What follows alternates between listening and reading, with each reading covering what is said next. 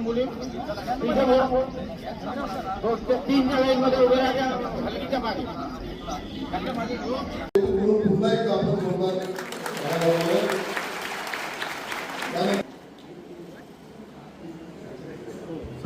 आपण संमेलनाच्या उद्घाटन सत्राकडे या ठिकाणी वळणार आहोत।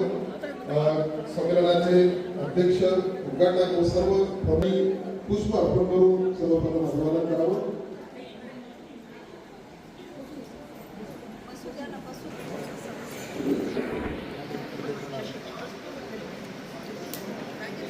कैमरा मागे रे भाऊ थोड़ा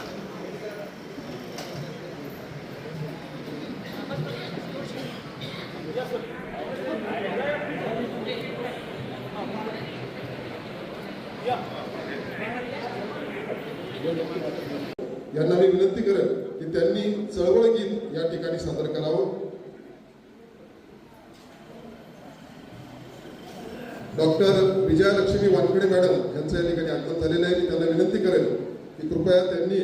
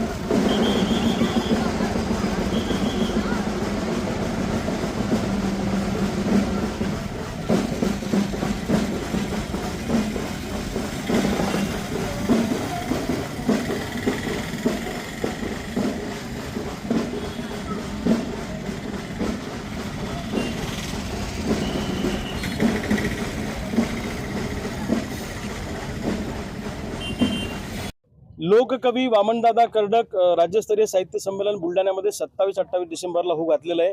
आत्ताच आम्ही वामनदादाच्या पुतळ्याला हार घालून अभिवादन करून संविधान रॅलीची सुरुवात केलेली आहे। तमाम महाराष्ट्रातले साहित्यिक आणि विचारवंतांची मांदियाळी आज बुलढाण्यामध्ये 2 दिवस असणार आहे।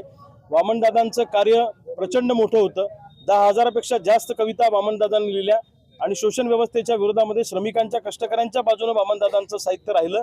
त्या साहित्याला मराठीमध्ये अभिजात दर्जा मिळाला पाहिजे आणि वामनदादांना एका चौकटीच्या बाहेर काढून समाज मनासाठी प्रत्येक घटकासाठी वामनदादांनी काम केलंय। हे डोळ्यासमोर ठेवून वामनदादांच्या नावाने देशातलं दुसरं साहित्य संमेलन बुलढाण्यात होतंय। पहिलेही आम्ही 2 वर्षापूर्वी घेतलं होतं आणि हे 2 दिवस भरगच्च कार्यक्रम बुलढाण्यामध्ये असणार आहे। आणि आज या साहित्य संमेलनाला झालेली गर्दी पाहून आम्ही सगळे खुश झालो। मोठ्या प्रमाणात राज्यभरातून पाहुणे या साहित्य संमेलनासाठी आलेले आहेत।